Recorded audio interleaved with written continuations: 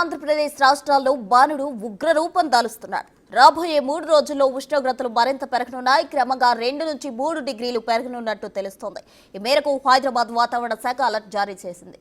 రాబోయే 3 రోజుల్లో గరిష్టంగా ఉష్ణోగ్రతలో 2 నుంచి 3 డిగ్రీలు పెరుగుదల ఉంటుందని వాతావరణ శాఖ చెప్పింది.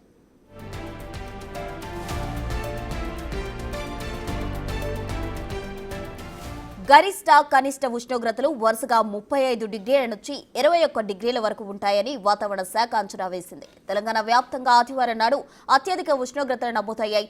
భద్రాచలంలో అత్యధికంగా 38 డిగ్రీల ఉష్ణోగ్రత నమోదైంది. తెలుగు రాష్ట్రాలకు 3 పగలే సమాచారం ఇచ్చింది భారత వాతావరణ శాఖ. ఈ వేసవి సీజన్లో తెలుగు రాష్ట్రాల పాటు దేశంలో అనేక ప్రాంతాలు నిప్పుల కొలిమిలా మారుతాయని హెచ్చరించింది.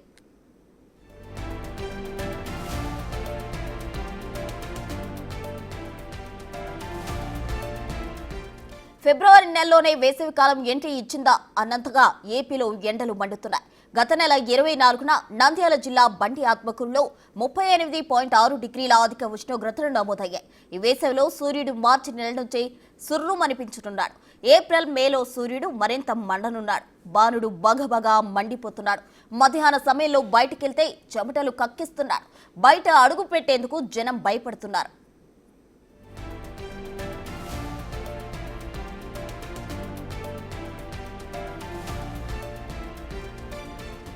వేసవికాలం ఎండ తీవ్రతకు గురి కాకుండా ఉండడానికి నిపుణులు కొన్ని సూచనలు చేస్తున్నారు.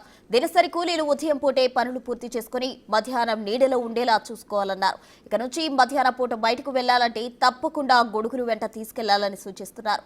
తెలుపు రంగు పలుచటి కాటన్ వస్త్రాలు ధరించడం, కచీఫ్ కట్టుకోవడం, టోపీ పెట్టుకోవడం వంటి చిన్న చిన్న జాగ్రత్తలు ఖచ్చితంగా పాటించాలన్నారు. గర్భిణీలు, బాలింతలు, చిన్నపిల్లలు, వృద్ధులు వీలైనంత వరకు ఇంట్లోనే జాగ్రత్తగా ఉండాలన్నారు. ద్విచక్ర వాహనదారులు తప్పకుండా హెల్మెట్ ధరించాలని, డీహైడ్రేట్ కాకుండా ఉండడానికి ఓఆర్ఎస్, ఇంట్లో తయారు చేసిన పానీయాలైన లస్సీ, నిమ్మకాయ నీరు, మజ్జిగ, కొబ్బరి నీరు మొదలైనవి తాగాలి.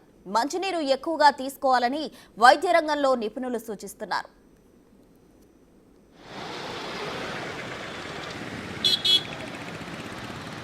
మోర్ డీటెయిల్స్ మా ప్రతినిధి అంజుమా అందిస్తారు. వేసవి కాలం మొదలైపోయింది. తెలంగాణ రాష్ట్ర వ్యాప్తంగా ఎండలు దంచి కొడుతున్నాయి.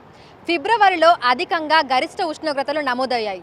ఇక మార్చ్, ఏప్రిల్, మే నెలలో ఇంకా గరిష్ట ఉష్ణోగ్రతలు పెరిగే అవకాశం ఉందని వాతావరణ శాఖ హెచ్చరికలు జారీ చేసింది. మనకున్నటువంటి దీర్ఘకాలిక సారాంశాన్ని బట్టి గురించి చూసుకున్నట్లయితే ప్రస్తుతం మనకి ఈ యొక్క సీజన్లో మార్చ్ నుంచి అంటే 90 రోజుల కాల వ్యవధిలో కూడా చూసుకున్నట్లయితే ఈ యొక్క ప్రస్తుతం మనకున్నటువంటి సమాచారం ప్రకారం దక్షిణ తెలంగాణలో ఈ యొక్క ఎండ వేడిమి అనేది ఎక్కువ ఉండే అవకాశం అయితే కనిపిస్తుంది. అలాగే చూసుకున్నట్లయితే హైదరాబాద్ చుట్టుపక్కల పరిసర ప్రాంతాల్లో అంటే మధ్య తెలంగాణ భాగంలో కూడా ఎక్కువ ఈ యొక్క వేడిమి అనేది నమోదయ్యే అవకాశం అయితే కనిపిస్తుంది. ఎండ తీవ్రత కూడా ముఖ్యంగా దక్షిణ భాగంలోనూ అలాగే సెంట్రల్ భాగాల్లో కూడా ఎక్కువగా ఉండే అవకాశం అయితే కనిపిస్తుంది. ఉత్తర భాగాల్లో కొంచెం ఎండవేడిమి ఉన్నప్పటికీ కూడా ఈ యొక్క రాత్రిపూట కనిష్ట ఉష్ణోగ్రతలు అనేవి అధికంగా ఉండడం వల్ల రాత్రిపూట అసౌకర్యమైనటువంటి వాతావరణంతో పాటు ఉక్కబోత వాతావరణం కూడా ఉండే అవకాశం అయితే ఉంది. అలాగే చూసుకున్నట్లయితే దక్షిణ తెలంగాణలో మాత్రం చూసుకున్నట్లయితే పగటిపూట అసౌకర్యమైనటువంటి వాతావరణంతో పాటు ఉక్కబోత వాతావరణం అనేది కూడా కనిపిస్తూ ఉంటుంది. ఇప్పుడు చూసుకుంటే ఈ మార్చ్, ఏప్రిల్, మే నెలల్లో మనకి పగటిపూట అదేవిధంగా రాత్రిపూట ఉష్ణోగ్రతలు ఎంతవరకు నమోదయ్యే అవకాశం ఉంది అంటారు?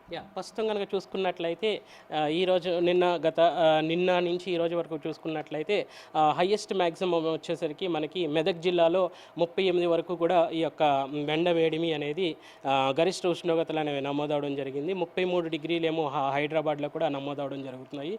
ఈ యొక్క రానున్న రోజుల్లో కూడా సాధారణ స్థాయి నుంచి ఈ యొక్క ఎండ వేడిమి కానీ ఈ యొక్క గరిష్ట ఉష్ణోగ్రతలు అనేవి సాధారణ స్థాయి నుంచి క్రమేపీ పెరుగుతూ వచ్చే అవకాశాలు కూడా కనిపిస్తూ ఉన్నాయి. మామూలుగా అయితే ఈ సమయంలో మనకు ఎంతవరకు గరిష్ట ఉష్ణోగ్రతలు నమోదు అవ్వాల్సి ఉంటుంది?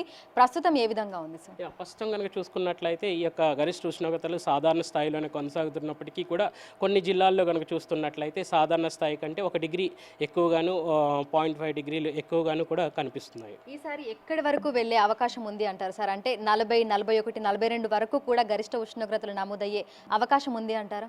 ప్రస్తుతం కనుక చూసుకున్నట్లయితే ఈ యొక్క ఎండాకాలం అనగానే కాల వ్యవధి 90 రోజులు. ఈవెన్ ఒక్కొక్కసారి ఈ యొక్క జూన్ మొదటి వారం వరకు కూడా ఈ యొక్క ఎండాకాలం అనేది కొనసాగే అవకాశం కూడా కనిపిస్తూ ఉంటుంది. ప్రస్తుతం మనకున్నటువంటి దీర్ఘకాలిక సారాంశం ప్రకారం చూసుకున్నట్లయితే తెలంగాణ వ్యాప్తంగా కూడా మనం చూసుకున్నట్లయితే ఈ యొక్క 90 రోజుల కాల వ్యవధిలో మనకి 5 నుంచి 7 వరకు కూడా తీవ్రమైనటువంటి ఎండ వడగాల్పులు అనేవి ఉండే అవకాశం అయితే ఉంది.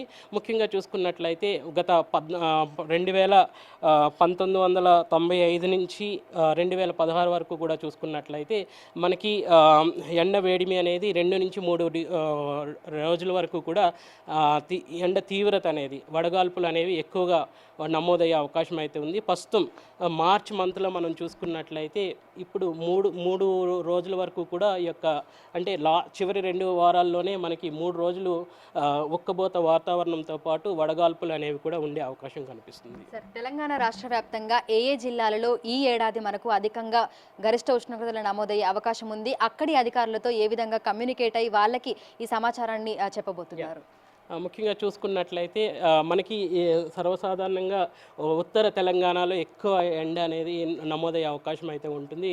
గత సంవత్సరం కూడా చూసుకున్నట్లయితే ఉత్తర తెలంగాణలో కొన్ని చోట్ల 44 నుంచి 45 వరకు కూడా నమోదయ్యాయి. ఇదే యొక్క రేంజ్ అనేది ఈ యొక్క టెంపరేచర్స్ రేంజ్ అనేది కొనసాగినప్పటికీ కూడా కొంచెం ఎర్లీగా ఈసారి ఈ యొక్క రేంజ్ అనేది తాకే అవకాశం కనిపిస్తుంది. ముఖ్యంగా అంతేకాకుండా మార్చిలో మనకి ఈ యొక్క చిరుజల్లులు అనేవి ఉరుములు మెరుపులతో పాటు అప్పుడప్పుడు మనకి ఎప్పుడైతే ఎండ వేడిమి అనేది తీవ్రంగా ఉంటుందో అప్పుడప్పుడు ఈ యొక్క చిరుజల్లులు అనేవి కూడా కురిసే అవకాశం, ఉరుములు మెరుపులతో పాటు చిరుజల్లులు కూడా కురిసే అవకాశం అయితే ఉంటుంది. ఎప్పుడైతే ఈ చిరుజల్లులు వస్తుంటాయో అప్పుడు ఈ ఎండ వేడిమి యొక్క నుంచి ఉపశమనం కూడా పొందే అవకాశం అయితే ఉంది. అయితే ఈ యొక్క ఎండ వేడిమి కానీ వడగాల్పుల యొక్క ఎప్పటికప్పుడు అంచనా వేస్తూ ఆయా శాఖల వారికి, ముఖ్యంగా ఆరోగ్య శాఖ వారికి కానీ ఇంకా ఆయా శాఖల వారికి ఎప్పటికప్పుడు ఎండ తీవ్రతను గురించి ఎప్పుడైతే కలర్ వార్నింగ్స్ మేము ఇస్తుంటామో, హెచ్చరికలు జారీ చేస్తుంటామో ఆ టైంలో ప్రజలకు కూడా కొన్ని సూచనలు జారీ చేయడం జరుగుతుంటుంది.